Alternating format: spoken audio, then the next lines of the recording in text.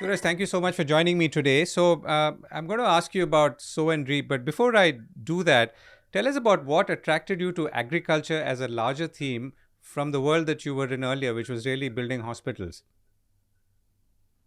Thank you, Govind. So, what attracted to me towards agriculture? The credit goes to my grandfather because we come from a farming background, and I was closely associated with my grandfather, being the eldest grandson in the family. I always grown up with him in my summer holidays, and spent most of my time fascinated by the hard work he used to do in field. And I was always mesmerized by his lifestyle because we I used to see the contrast growing up in the city and then going to villages which had very basic infrastructure, and that always had my attention or my interest or my curiosity towards farming and farmers life. So that was the major initiative or the drive which helped me to start So Henry. Right. And what is the problem that you saw or identified at that time and which made you actually start this venture? So the basic problem is most of the Indian farmers are from socio-economic they are backward farmers, and I always wanted to do something better to farmers. And when I saw the opportunity that the hardship the farmers go through, all the hard work they put on in the field, and then it is the kind of the problems these farmers face. I've seen multiple times that when the harvest was ready to take, and there was a huge flash floods which came in, or the yield was not to the desired level. The discomfort or the displeasure the farmers used to feel. So that used to feel I used to feel very bad with that.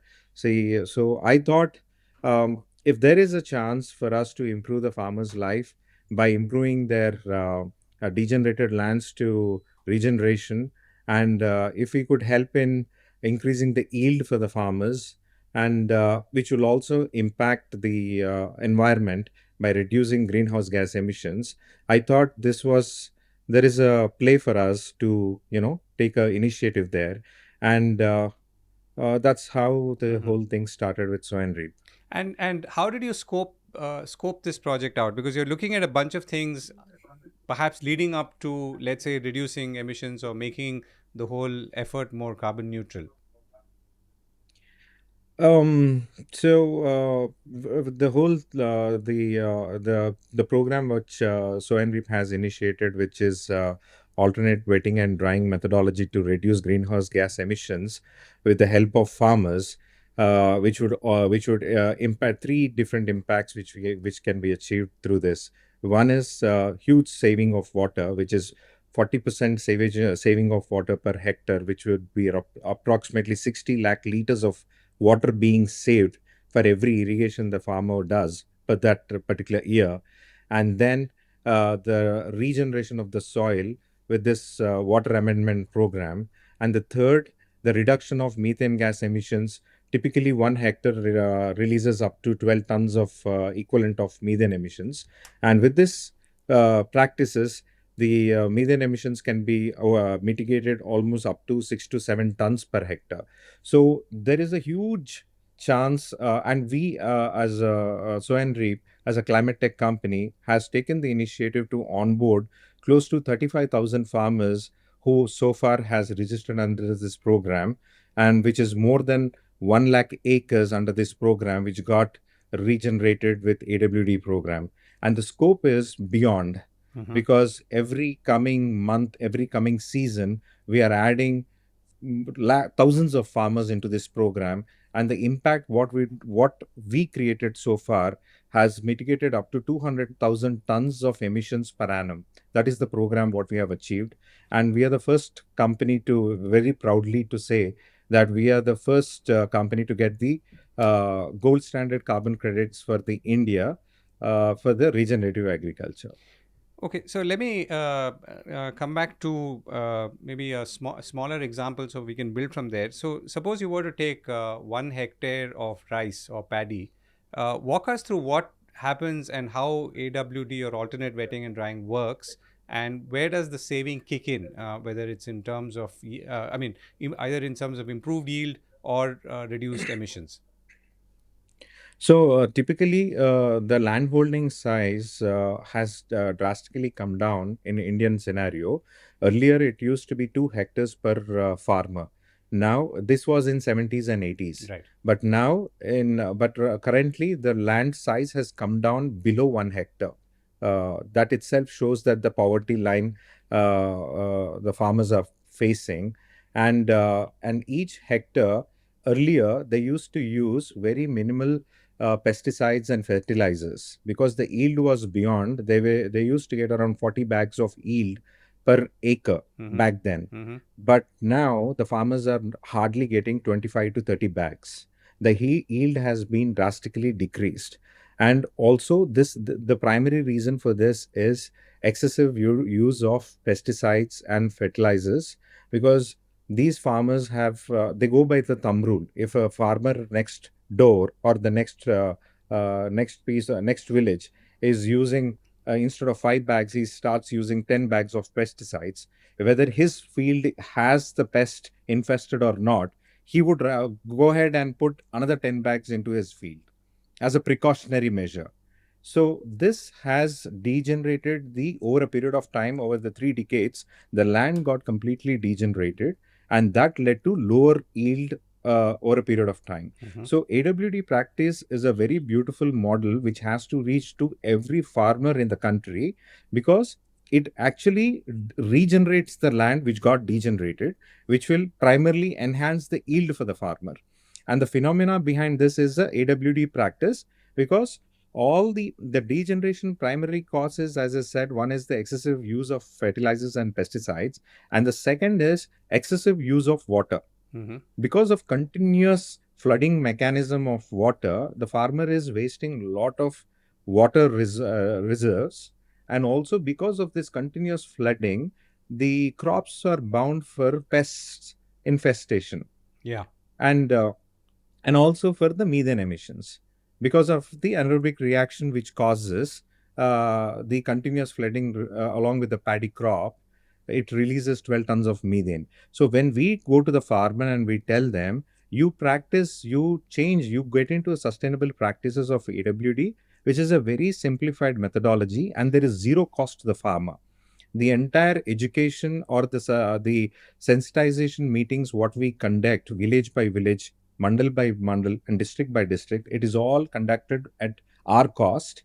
And then the along with the field offices, the agriculture offices, and we also tied up with different um, agriculture universities who are also promoting the same thing of going sustainable, being regenerative by using different methodologies like dry seeding, AWD, XYZ. So many methodologies are there. So we tell the farmer that you adopt this.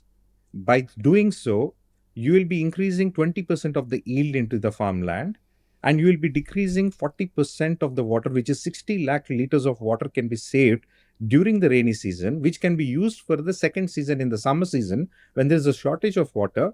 Typically, if the one farmer has 1 hectare of land, which is 2.4 acres of land, in rainy season he will be irrigating total 1 hectare. But when it comes to summer, because of the scarcity of water, typically he irrigates only half hectare. He leaves around another 1 acre and he just irrigates 1.4 hectares, 1.4 acres he irrigates. He leaves the 1 acre land because of the water shortage. Roughly, But just Suraj, just one second, just so that people who are listening to you understand, yeah, sure. 1 hectare equals how many acres? 2.4 Two, acres. 2.4. Okay, yeah, go ahead. So out of this 2.4 acres, in rainy season which he irrigates, in summer season he does maximum 1 acre or 1.4. He leaves around 1 acre because the water is not sufficient. But the AWD enables the farmer to irrigate total 2.4 acres even in the summer season. Hmm. So that itself is a huge conversion what we drive the farmers who are on our network to enable into this process, because directly the same income what the farmer is getting in the rainy season, he would be looking at the similar monetary for the summer season also. Right. And tell us about the role that technology plays in all of this, and how are you using technology in general, and we'll come to blockchain in a moment. So the AWT practices is one thing, and getting the program registered under carbon credits is a different thing Mm. altogether. Yeah. So, and the primary reason for asking for the incentive, the project being registered for carbon program, is that the farmers would be benefited with the incentives. So we promise the farmers that the carbon incentive will be passed on to the farmers who be part of this carbon program. But for us to enable this program into carbon program, we need technology in place, because this is a laborious process from start to end, which we have to follow according to the standard we choose. And the method, the registry what we chosen for this was the gold standard under which this regenerative agriculture program was registered. So the entire process of registration has happened with the platform, with the technology, I could say. Got it. And tell us about how blockchain is enabling you to connect or complete this cycle. So the blockchain comes at a later stage, because it's a Web3 application. We basically the solution what we're talking about is an in-house digital measurement reporting verification software, which is a Web2 solution. Mm-hmm. So we have built this Web2 solution which onboards the farmer. Then we implement the methodology. Then we get into the actual, when we go into the practices of this AWD mechanism, we do three different cycles. One is the first primary cycle is after finishing the KYC, we geofence and geotag the each and every farmland of the farmer who are there on board. So if I say if we have 1 lakh acres, 1 lakh plots were mapped, and they have done geofencing and geotagging is done. After that, we go into the actual procedure, which is installation of AWD pipe in each and every plot which is mapped. And once that, and the cost for that AWD pipe is also borne by the company. There's zero cost for the farmer at every stage. And once the AWD pipe is installed, that also has to be mapped on the platform, on the DMRV platform. And when after this happens, typically after 20 days of the sowing is done. Once the AWD pipe is installed, we go for monitoring of 2 cycles of drying, which is typically each cycle is a 5 days of drying.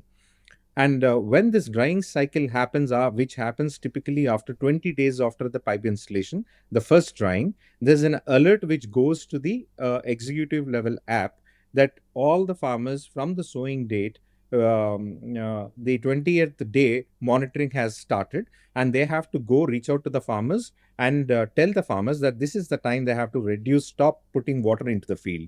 And when they actually do that, when the 5 days drying happens, we take the evidence of that each field has started drying on first day, second day, third day, fourth day, fifth day. By the fifth day, you will see that the pipe which is 6 inches inside the ground and 6 inches above the ground, the water is depleted to the floor of the 6 inches which is inside the ground. Mm-hmm. So that, because that acts as a water measurement tool. So it is a safe distance that the water is just 6 inches below the ground, and the roots are still getting water below that. So they shouldn't go beyond that. The moment the water recedes to the depth of the pipe, they start back filling up the water into the field. That is called safe cropping period for the farmer. So Mm-hmm. by when they do this for the 2 cycles, every evidence is recorded on the DMRV, and all this data has put into the evidence, and then the blockchain kicks in now. When the project is when the project is completed from the KYCs and the geotagging and the pipe installation and the evidence of first cycle and second cycle, we finish the whole data which is in real time, which is being captured on field, which goes onto our blockchain platform. Once it is blockchain, the entire data which has been recorded so far is immutable, and that helps the validator to validate the project. that whatever has happened, because the validation happens post the project is concluded, Yeah.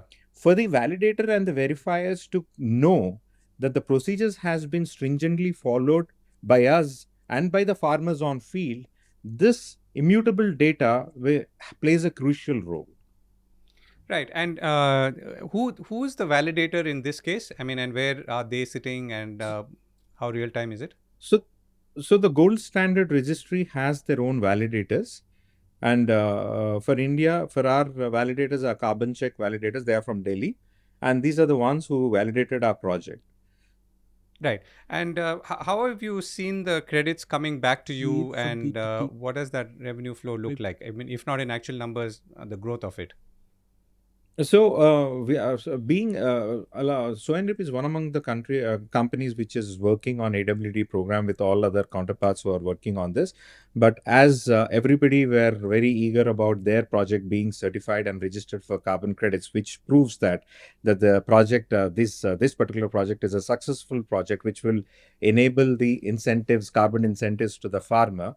And as the success story has started, the story is not for the success is not for the Sow Reap, but for the success is for the Indian farmers. Mm-hmm. Because the whole project has been certified, which means all of the farmers, all of the projects, all of the companies who are working on this can now be certified under this methodology.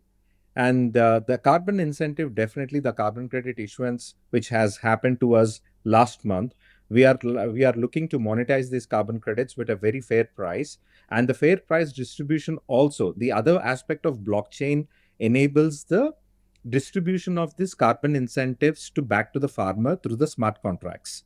So when the sale happens, we have created a wallet for the farmer and for the company, and all the carbon incentive which has to be distributed to the farmer fills into the farmer's wallet by the sale of these carbon credits, and then the distribution happens to the farmer. That way, even the buyer of the carbon credits, it is ensured that the project developer has passed on the carbon incentive to the farmer. Right. And last question, Suraj. So as you look ahead, what is expansion for you? I mean, I'm assuming geographic is one kind, but what else would you be doing, for example, in terms of technology, in terms of, let's say, different kinds of applications for the same technology and so on? So the we are what we are doing currently is, first we have implemented our DMRP software to enable the whole carbon project to be certified and registered. Now we are developing our software into an app, farmer-based app, to give additional requirements, like the first feature, the additional feature beyond the carbon program. What we have implemented is a drone service. So we have given a drone service because when we were implementing the AWD technology, the methodology with the farmers, we have seen that because of the lack of labor for putting the pesticides and fertilizers into the field, farmers are dependent on the workers who are coming from Bihar or North in India. So because their own kids are all educating and they're moved to cities and stuff, so the elderly farmers who are all dependent on technology, specifically drone, would help them for application of seamless application of fertilizers and pesticides. So we have integrated the drone technology service for the farmer by for them to avail at their doorstep. That would simplify this. So this is one of the improvement what we have done. But in the future, we are talking to multiple seed companies and fertilizer companies who are coming to be part of this program, where the farmers can be educated in the choosing of the rightful material for their application. Right. Suraj, we've run out of time. Thank you so much for joining me. Yeah, you're welcome, Govind. Thank you. Thank you.